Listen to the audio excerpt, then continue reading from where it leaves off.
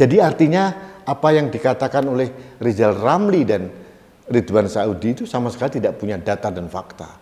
Ini dari Bloomberg yang sangat valid datanya.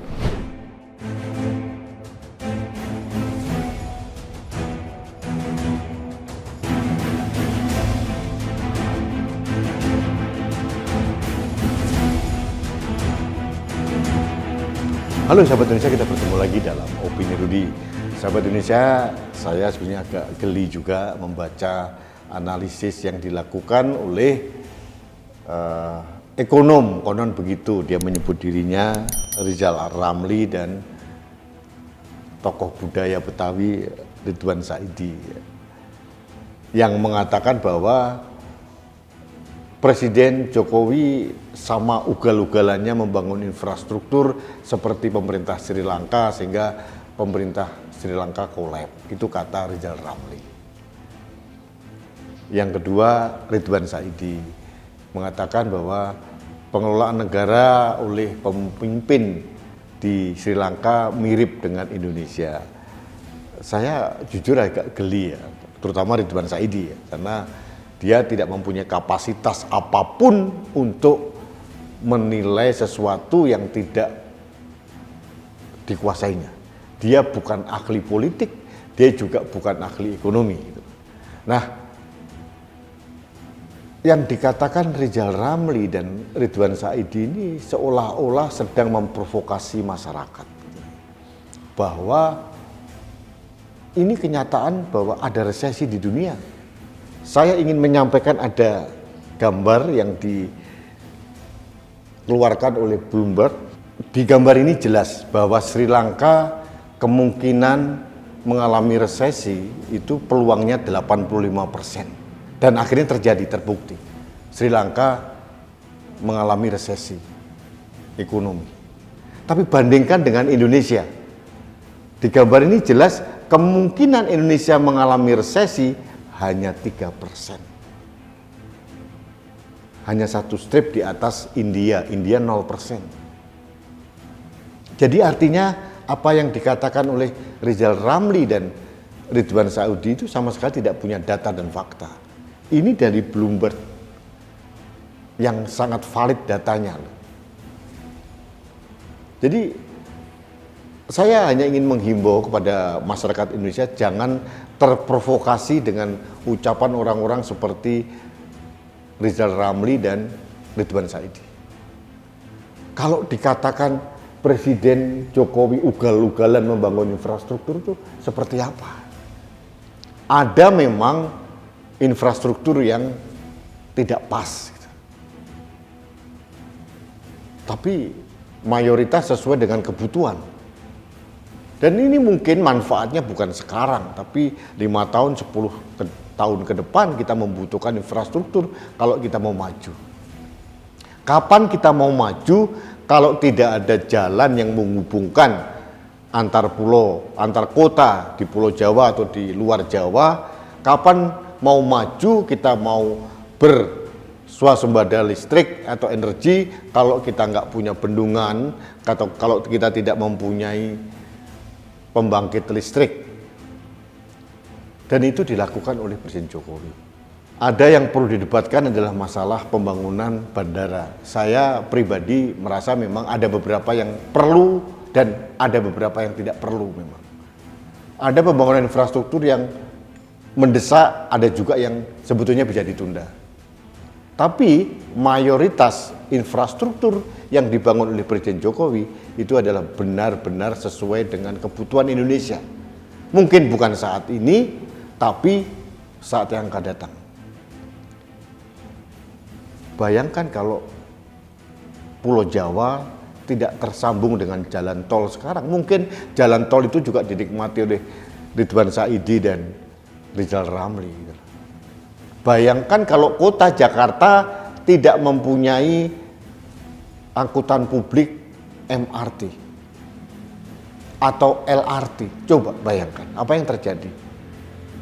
Stuck lalu lintas kita, jam luar biasa. Dan ini dilakukan oleh Presiden Jokowi.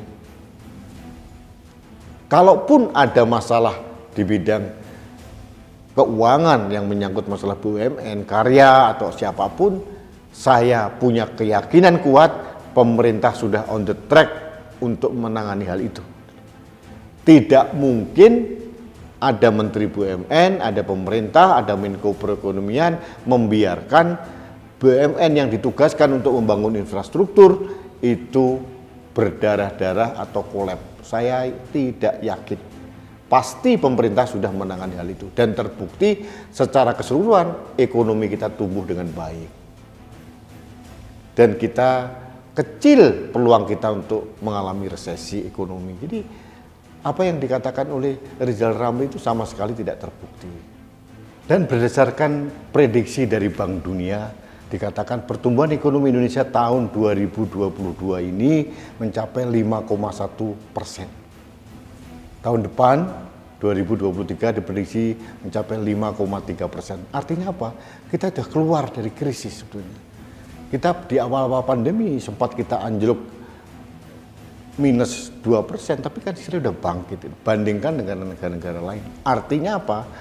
Pengelolaan fiskal, pengelolaan ekonomi kita dilakukan dengan cara yang tepat oleh ahlinya. Ini mungkin yang tidak mampu dilakukan oleh orang-orang seperti Rizal Ramli.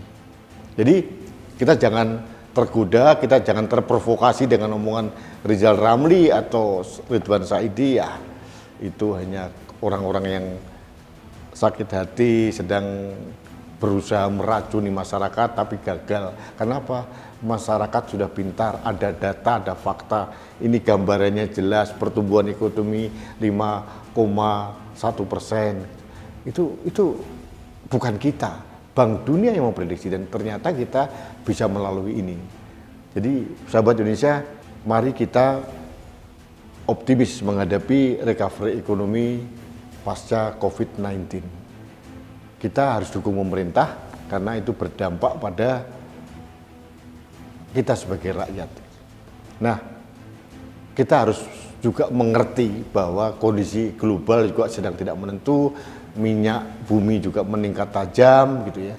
Jadi orang-orang akan berpikir panjang bahwa ini ada kenaikan Pertalite, ada kenaikan ini, kenaikan itu pasti terjadi. Pasti terjadi karena apa? Karena kita masih mengimpor minyak. Kita BBM masih impor gitu loh. Itu merupakan introspeksi diri kita. Kenapa refinery kita tidak melakukan pengolahan minyak mentah yang kita produksi sendiri? Itu juga menjadi PR kita. Tapi kondisinya yang saya tahu subsidi untuk Pertalite saja pemerintah harus menggelontorkan dana lebih dari 400 triliun. Jadi orang-orang seperti MS Kaban yang mempengaruhi publik seolah-olah presiden gagal karena menaikkan harga minyak, itu harus tahu diri. Karena orang-orang gagal seperti MS Kaban ini juga asal jeplak, asal ngomong aja. Bukan malah menenangkan masyarakat, tapi malah justru ngipas-ngipasi masyarakat untuk melawan pemerintah. Ini tidak bijak. Dikatakan presiden mau kabur pakai helikopter kalau minyak naik, ini kan provokator yang jahat sekali. Jadi sahabat Indonesia, mari kita solid sebagai bangsa. Kita percaya kepada pemerintah bahwa pemerintah ini akan sukses menangani krisis ini dengan baik. Saya sangat-sangat percaya dengan tim ekonomi yang dibentuk oleh Presiden Jokowi. Apalagi dengan Ibu Sri Mulyani Indrawati, itu saya sangat percaya. Saya yakin Anda semua juga mempunyai pikiran yang sama dengan saya. Kita sangat percaya dengan Menteri Keuangan kita. Jadi jangan percaya juga dengan Rizal Ramli, Ridwan Saidi, MS Kaban atau yang lain. Itu saja ingin saya sampaikan. Terima kasih sahabat Indonesia. Kita bertemu kembali dalam Opini Rudi selanjutnya. Salam satu Indonesia, salam budaya Nusantara, salam Pancasila. Saya Rudi SKM.